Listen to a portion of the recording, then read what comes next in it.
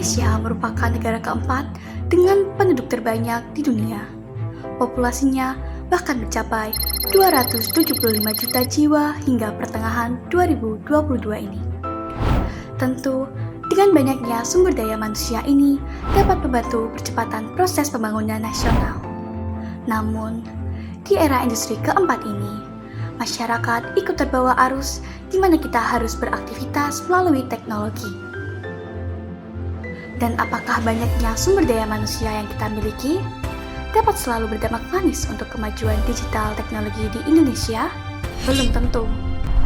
Nyatanya, kesenjangan antara sumber daya manusia dengan teknologi digital di Indonesia lumayan besar. Pengembangannya masih terpusat di Jakarta dan belum merata di seluruh Indonesia. Hal ini dapat menyebabkan gap antara sumber daya manusia dengan pemanfaatan teknologi digital di Indonesia. Setidaknya, ada 4 hal yang membuat kesenjangan digital ini dapat terjadi. Yang pertama, mental access, yaitu mengenai kurangnya atau bahkan tidak adanya ketertarikan terhadap teknologi yang baru. Hal ini biasanya terjadi pada orang yang telah berusia lanjut. Yang kedua, material access, mencakup infrastruktur teknologi informasi dan komunikasi dalam mendukung akses internet. Yang ketiga, skill access, mengenai kemampuan penduduk dalam menggunakan teknologi digital tersebut.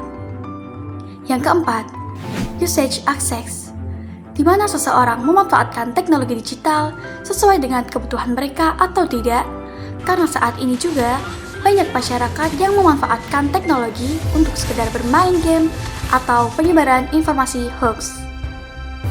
Dan dari semua ini, apakah Indonesia tidak bisa bersaing di era digital?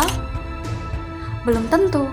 Indonesia masih punya harapan, dan harapan itu ada di tangan kita dan juga pemerintah.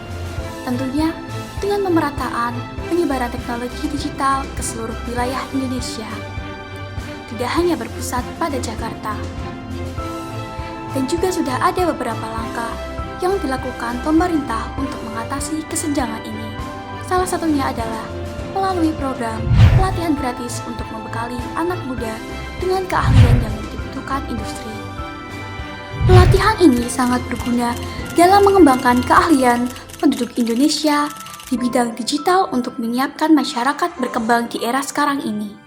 Selanjutnya, kita dapat menerapkan dan menyebarkan hal positif mengenai pemanfaatan teknologi digital ini, mulai dari lingkungan sekitar kita, untuk meminimalisirkan kesenjangan antara sumber daya manusia dengan teknologi digital di Indonesia.